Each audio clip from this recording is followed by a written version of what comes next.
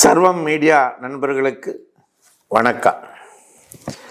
என்ன நீண்ட நாளாக எந்த ஒரு காணொளி காட்சியும் வரவில்லை என்று நினைக்கிறீங்களா? இனி வந்துடும். நல்லது. சிரிப்பு வருது, சிரிப்பு வருது, சிரிக்க சிரிக்க சிரிப்பு வருது. சின்ன மனுஷன் பெரிய மனுஷன் செயலை பார்த்து சிரிப்பு வருது. என்ன இப்படி ஒரு பாடலோடு ஆரம்பிக்கிறேன்னு நினைக்கிறீங்களா? உண்மையிலேயே தாங்கய்யா, சிரிக்கிறதா அழுவுறதா என்று தெரியாத ஒரு நிலையிலே இன்றைக்கு இந்த நாட்டிலே செயல்கள் நடந்து கொண்டிருக்கிறது.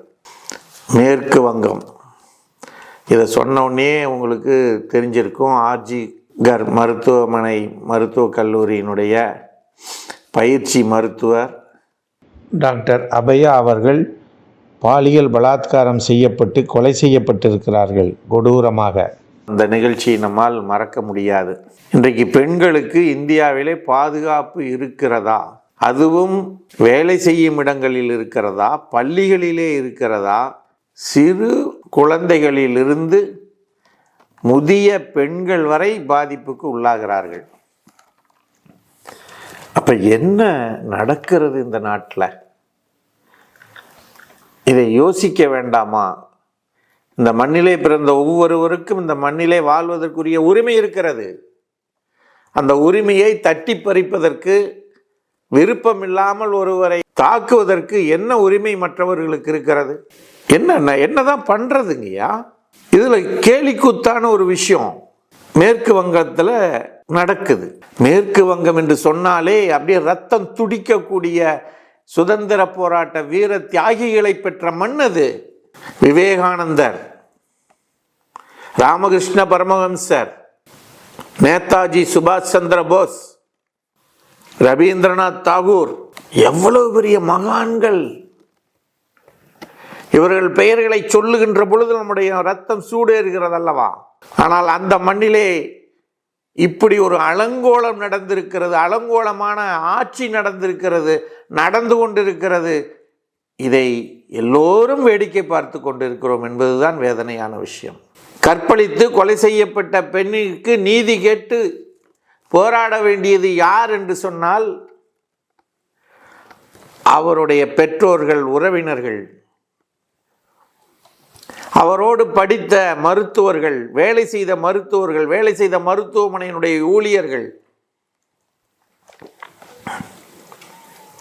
மருத்துவக் கல்லூரி மாணவர்கள், இது போன்ற அநியாயங்களை எல்லாம் தட்டி கேட்கக்கூடிய சமூக ஆர்வலர்கள்,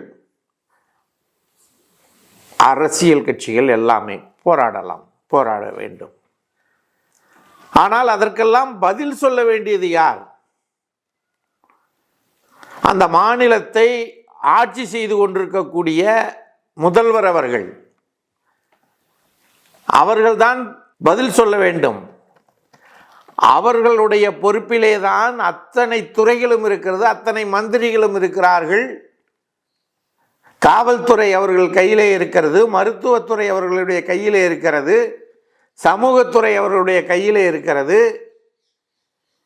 இவை எல்லாவற்றையும் கட்டுப்படுத்தி மக்களுக்கு நல்லாட்சியை தர வேண்டிய கடமையும் பொறுப்பும் அந்த மாநில முதல்வருக்கல்லவா இருக்க வேண்டும்.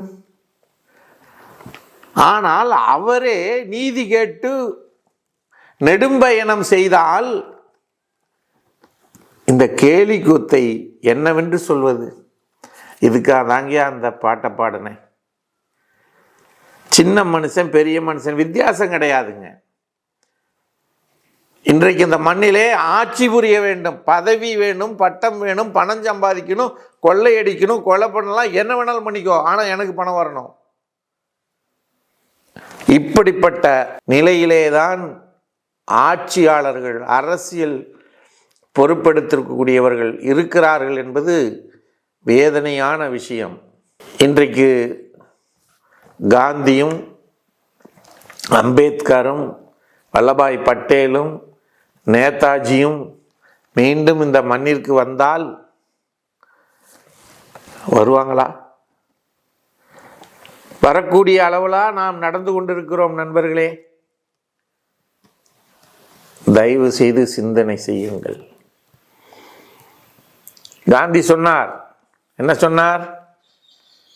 என்றைக்கு கழுத்து நிறைய நகைகளை அணிந்து கொண்டு இரவு 12 மணிக்கு தைரியமாக ஒரு பெண் வீதியிலே நடந்து செல்லக்கூடிய நிலை இருக்கிறதோ அன்றைக்குத்தான் உண்மையான சுதந்திரம் இந்த மக்களுக்கு கிடைத்தது என்று சொன்னார். ஆனால் இன்றைக்கு நகை நட்டெல்லாம் வேணாங்க, அந்த உடம்பையே அவர்கள் அழித்து விடுகிறார்களே, என்ன கொடுமை! இப்படிப்பட்டவர்களுக்கு என்ன தண்டனை கொடுக்க வேண்டும்?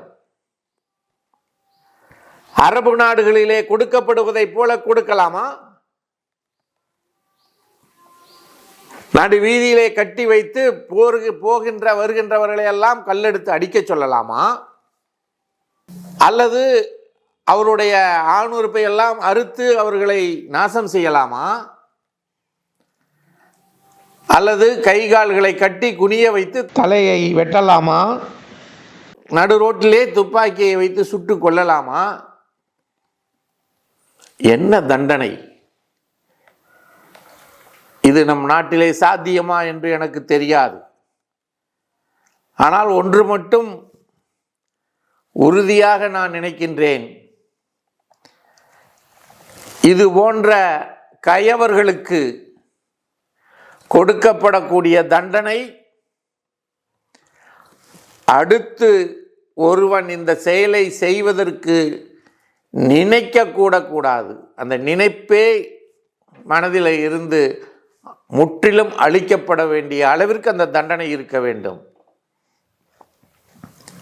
இன்றைக்கு சொல்லுகிறார்கள், அதே மேற்கு வங்க மாநிலத்துடைய முதல்வர் அவர்கள் சொல்லுகிறார்கள், பிரதமர் அவர்களுக்கு கடிதம் எழுதுகிறார்கள். என்னவென்று?